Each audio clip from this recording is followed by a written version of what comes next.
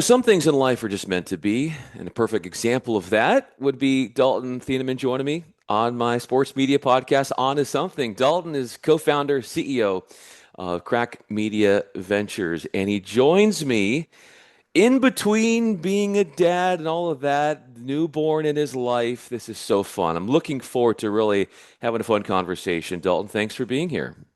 Yeah, thanks, Brian. I know we've worked together for some time, so it's even more of an honor, frankly, to be on the show. So thanks for having me. What strikes me about you, Dalton, is that you seemingly are working at all hours, all day, whatever holiday. You have got this work ethic that I can just sense. What am I getting at here? Yeah. Well, I love the open-ended question to start because I'm going to talk for probably the next 30 minutes. So we'll no. Well, no. First and foremost, happy Wimbledon and breakfast at Wimbledon. Wimbledon. I don't know when this is going to be released, but Wimbledon starts today, so it's basically like Christmas morning in the Thieneman household. We're really excited about it. But no, to your point, work ethic, man. I first and foremost have a very patient wife. Hannah just gets that. For me, especially all this stuff with Crack Media Ventures, it isn't work for me. Like when you talk about, purpose and filling up your cup. I do seemingly work at all hours and holidays and weekends because it's my passion. I like it doesn't feel like work to me. I love this, but I also have been blessed. I'm the oldest of four boys.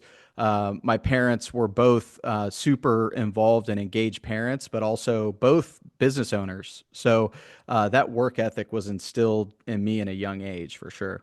That idea, that entrepreneurial spirit seems to be passed down from one generation to another. And what you all have done, and I've gratefully been a part of this exploding product, especially on the college tennis side, is cross-court cast. Essentially, and we've talked about this, and you've talked about this in other podcast interviews, where it's NFL Red Zone for college tennis, which got me thinking, if there was cross-court cast for you being a dad with your child and what that would look like. What is that going to look like? Oh my gosh. Yeah, well, thanks to for shouting out Cross Court Cast and shout out to Daniel Westoff, my co-founder, business partner and best friend who programmed and engineered all of that. But yeah, dad life, man. Hannah and I had our first daughter 3 months ago.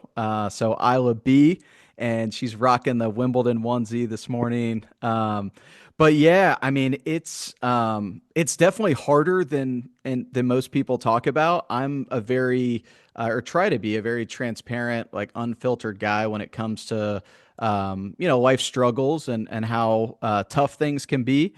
So it's Hannah and I had fertility issues, tried having kids for 3 years or so after we got married and went through IVF. And so having Isla in general is very special to get to this moment. But the cross court cast, we do have a couple cameras. Shout out to Yuffie in the nursery and then in our home. So it's a very militant, regimented, the days these days with the feeding schedule and the playtime schedule. But Hannah is an absolute rock star, my wife, and she's been such a great mom.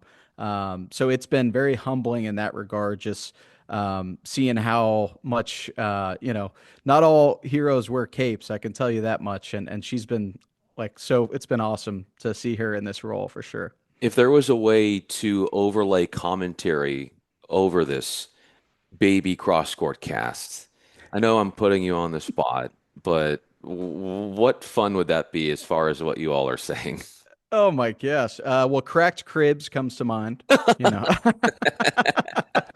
Oh, yes. Oh yeah, my brain never stops with the branding stuff, but I don't know, man. I like especially the last like week or two. I think we were chopping it up before we hit record here, and Isla is like interacting now. She's cooing. She's like actually smiling back, and so the commentary would definitely be focused on that stuff because she's like super verbally expressive, which has been really fun for us. And we've gotten into a really good routine the last, couple weeks, kind of just understanding how it's all gonna or what's going to happen and what it takes. And, there's going to be challenges every day and every day, although it looks pretty similar from a regiment standpoint, anything could happen at any minute. You can have a blowout on the diaper. She may eat how much she's supposed to eat. She may only do half. So you kind of have to roll with the punches. So the commentary, just like sports, man, it would be all over the place because you have to expect the unexpected at times as a new parent. From blowouts to the Indiana Pacers blowing it, as a basketball junkie like yourself, how are you handling the aftermath of that? Yeah, well, so for those who don't know, I'm from Southern Indiana. Grew up the oldest of four boys, so we played every sport in the book. But the basketball being from Indiana was is the biggest, and so the Pacers. It was we were lucky enough to go to some of the games throughout the playoffs. This team in particular, man, just starting back from last year's miraculous run to the Eastern Conference Finals, it has been special because they play for each other and they are like pretty humble and don't really care about the accolades and the shine and who's scoring, 25, 30 points and getting the most shots. So like from that standpoint, they really made, Indiana came alive with the Pacers run. So obviously, with all the comebacks and the unexpected nature of the run, it was a blast. But then to end like it did Game 7 with Hallie, tearing his Achilles after coming out playing. He was rocking, dude. He was the first like 7, 8 minutes. He had 9 points, I think, and so it's devastating. But if anyone, he seems like a great guy. I don't know him, but a leader and resilient. If anybody can come back from this, it's him and this team. You were talking about right there the qualities, the characteristics of Hallie. You also mentioned what the team is like and describing its charisma and playing for one another, and that seems to be very similar to the team that you have with Crack Media Ventures and this idea of playing for one another. You mentioned the word resilience. Resilience in your product with Crack Media Ventures. Where has that been relied upon the most as you guys have been building this thing? Yeah. Well, that's a great question, and this is certainly a team effort. It takes a tribe, man, to get something like this off the ground. And I'm fortunate. Daniel Westoff, as I mentioned, my co-founder, CTO, do it all. The magician is what we call him here. And then Alex Gruskin, who's my other co-founder, chief content officer, runs all of our broadcasting and content. I think you said it earlier, the holy triumvirate, the holy Yes. trinity, whatever, man, the three-headed monster is what I say. We kind of have, both sides of the brain covered and kind of our areas that we trust each other to take and kind of run with. And thankfully, man, we all are doing this because we love it. It's not a money play at all. Like we just love what we're doing. Um, but like to your point and the original question, I get off the rails pretty quick, as you could tell. The resiliency, man. So like we started in 2017 to fill a gap in tennis coverage, right? So like Coco Gauff and Taylor Fritz, Tommy Paul, Tiafo, Riley Opelka, and Noah Rubin were in that contingent too. They were, not only competing for junior grand slams, but they were winning them, and there wasn't a lot of coverage out there. But you fast forward, we started a blog and podcast network. We got into broadcasting. Westoff goes full time in 2018, leaves his job as an aerospace engineer, designing private jets. Gruskin goes full time as leaving his job as a political staffer in Michigan for a congresswoman up there in February of 2020. And then COVID shuts us down, not only us, but the world. The tours, the college tours, and from a resiliency standpoint, that was a really trying time for us as people and humanity. First off, on with everything going on there with COVID, but then also as a business, our revenue stream shut down. we had to kind of pivot and we got into basically junior and college tennis events that we were holding for the USTA and ITA back then. So, yeah, I mean, parenthood, business ownership, life, it comes at you fast. And if you're not willing to, pivot and kind of be flexible and malleable in the situation to make it work, then it's going to be tough. But I think, that level of resiliency is a lot easier when you have people like, Daniel Westoff, Alex Gruskin, and the rest of our team, and guys like you on our team who have been integral on the commentary side for us for college tennis and pickleball and volleyball and the rest of it. So I'm just blessed and lucky to be surrounded by the team that we have in place. You get all three of you together, not at an event, but maybe at a restaurant. And sitting at a table next to you, but let's just say in this sense, I don't know you guys, but I can hear and listen to you guys. What are you guys talking about? What's the fun like between you three when you're not working an event, but when you guys are just hanging out, talking shop? Yeah. Well, it's really hard for us. I love this scenario too, because I'm like, thinking about a particular place actually right now. But it's hard for us not to talk shop when we get together because it's like, oh, this is coming up, or like we have this idea. So like that is kind of and I think will always be kind of a natural part of the relationship, but it's always just craziness, man. I will say that much because as you can tell, I can talk to a wall, as can Alex Gruskin, man. He talks for a living. Right. He's, 15, 18 hours a day. And that's like no joke, especially during the college tennis season. And, thank God Daniel Westoff has a little patience because he's not saying much. But when he's, speaks up, it's we all listen because we know he has something meaningful to say. But we're just, man, the three of us come from, I think, very different but very similar backgrounds too. And what brings us together and really brought us together was sports and just, the love of tennis for sure, but sports in general. Like we're all big, basketball fans and football fans too. Westhoff is a big, Louisville Cardinals fan, and Cleveland Cavaliers and the Ravens. And then, yeah, Gruskin is Michigan through and through, as everybody knows. So obviously, go blue there on the college side, but then the Lions and the Pistons. So we talk sports, man. We can just like chop it up about really anything. But we're also kind of big foodies too. So like we'd probably be like going through the menu a lot, like what are we going to do for the table? What sides are we getting? So yeah, we have a lot of fun. Gruskin has a lot of fun, obviously, and you can tell by the personality that he has, which is perfect.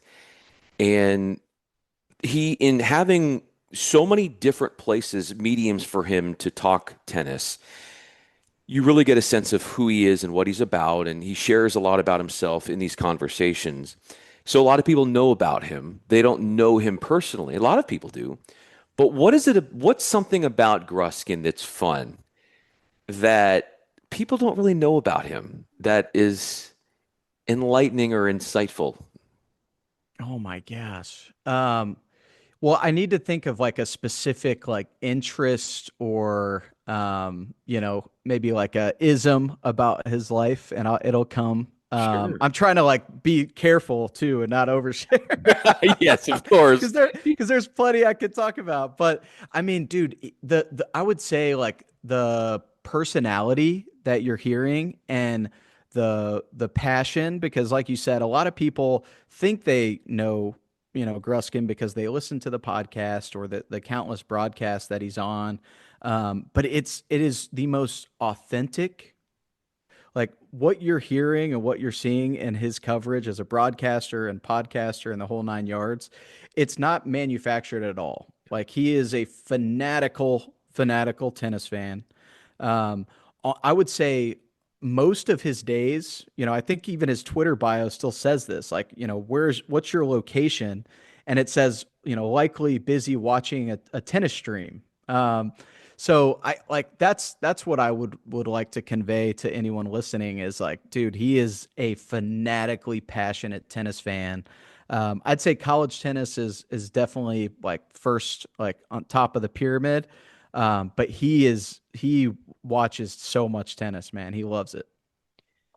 What I learned about him when I met him for the first time, which was a surprise to me, and we can all laugh about this now, is that he's a lot taller in person Big than time. you would suspect. Six He was three, man. He's towering long over too. me.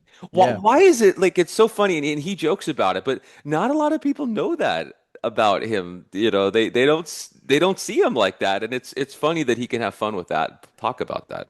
Yeah, dude. I think it's because there are a lot of like, talent in the entertainment and media space that like have a certain, voice or whatever, and you think they're going to be this size, and then they're like 5'6" or 5'8", whatever. But he's also like, so these are the other two things. But yeah, so he makes light of that. He frankly, from like an ego standpoint, and he's gonna listen to this. He loves that. Like, oh, they think I'm, your height, Dalton, because I'm like 5'9", 5'10", and then he comes in and he's 6'3". I would also say this because like the other thing that people are shocked by, he is a legitimate tennis player. He's really, really good. I'd say 5.0 plus.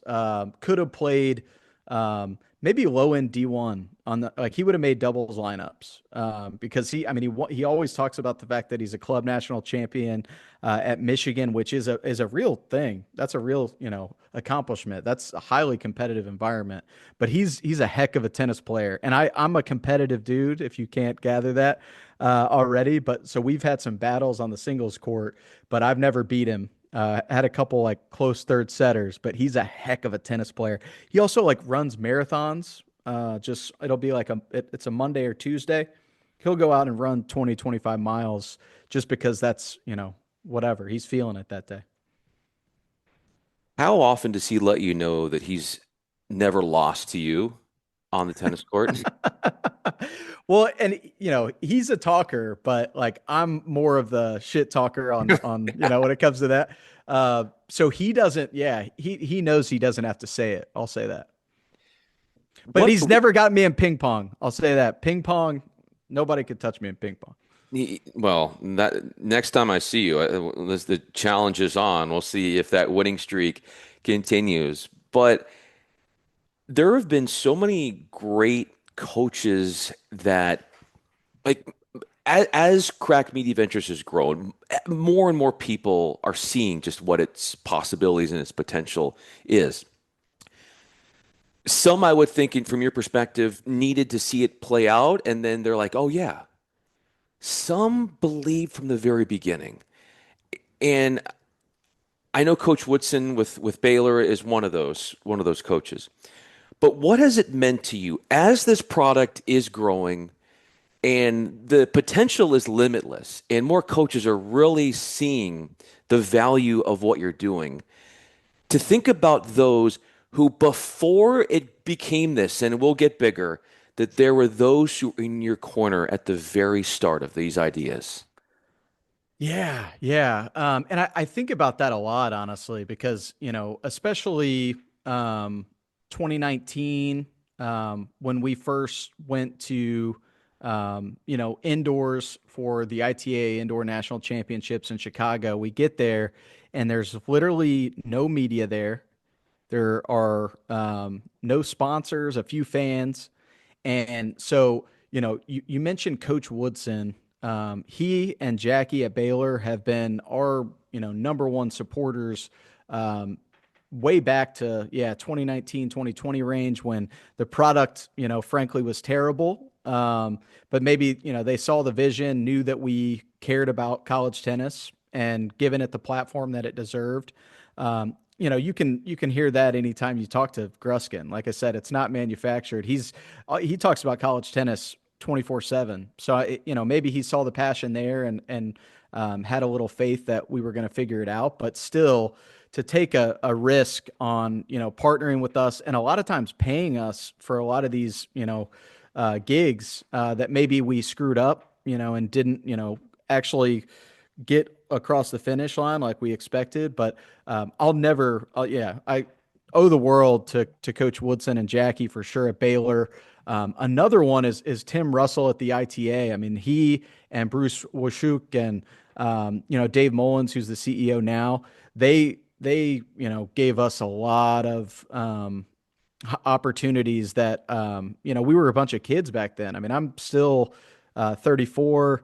Gruskin has a big birthday coming up this year in October that I won't say. So I mean, back then, man, we were in our like mid 20s, basically, early to mid 20s, or mid to late 20s for us, me and Westhoff. But like they took a gamble on us, and Coach Tucker at Ohio State, same thing. But there are too many to name. But there, some major, personalities and faces in the collegiate tennis realm that we had no business even approaching with an idea like this, and they rolled out the red carpet and are a major reason why we're here today, for sure. When you have been approaching and bringing on new proponents of your product, how do you pitch it?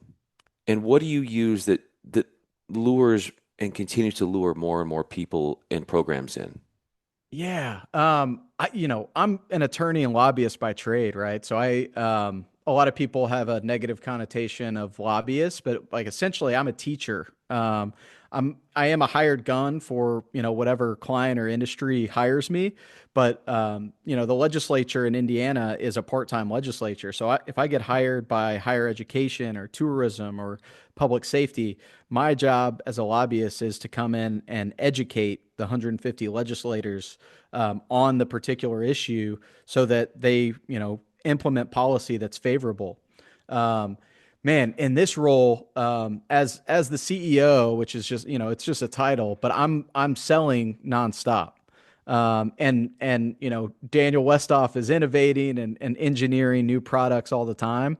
And so with him as the true builder, I call him creator, again, magician, because I'm shocked at how he pulls some of this stuff off. Um, it's easy to sell the products because he's building solutions essentially that are needed, by college tennis and racket sports and Olympic sports, where some of the big boys in media, some of the traditional media outlets, they are so costly, dude. It's like 60, 75K for some of these big outlets to come in and cover events.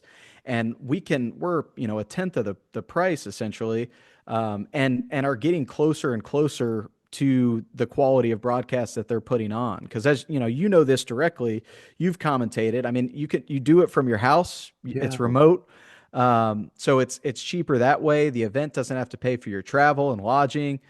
We have live scoring. We have instant replays. We have new AI features that are coming up here soon too that I'm excited to talk about. But man, they make it easy. Westhoff and Gruskin make my job very easy.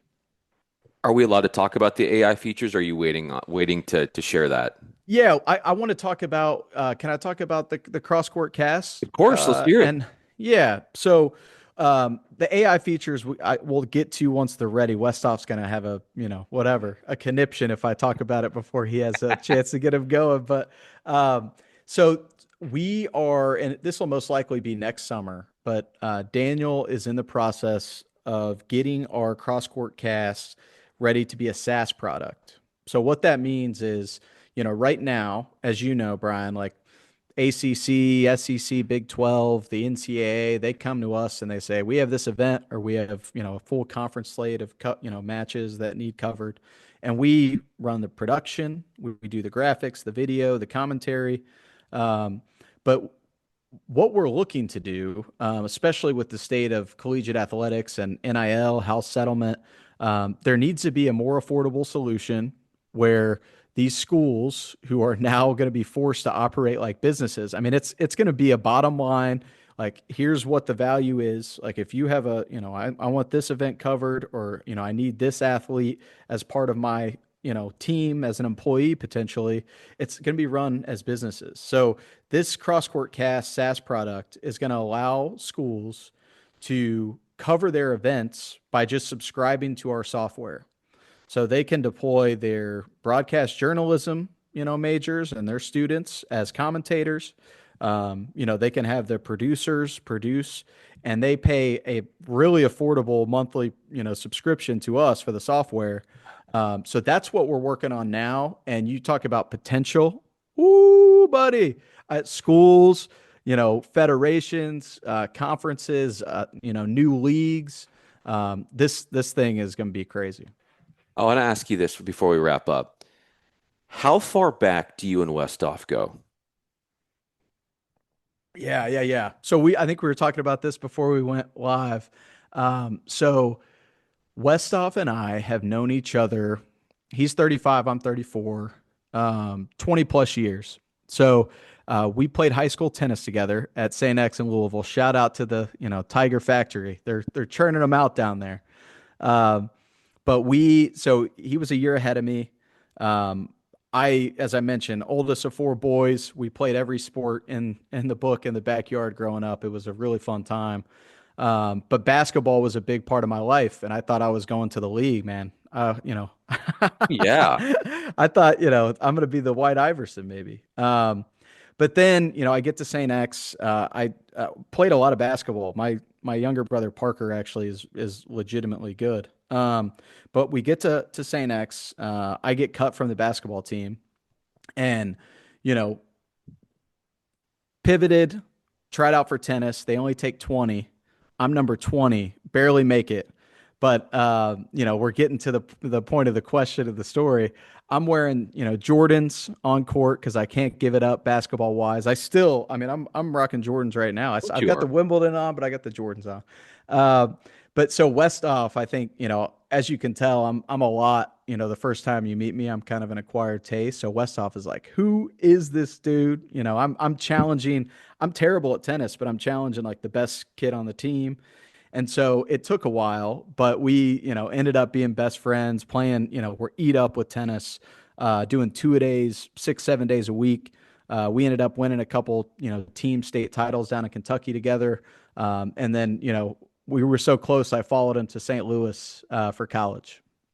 I was always wondering where Nick Kyrgios got the idea to wear basketball shoes on the tennis court. And now I know that he got that idea from you because that obviously happened beforehand.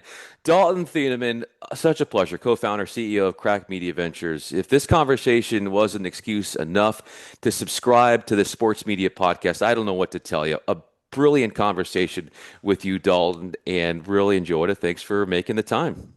Yeah, thanks as always, man. And yeah, excited to bright future together working with you because you're an integral part of our team and crush it this college tennis season as always.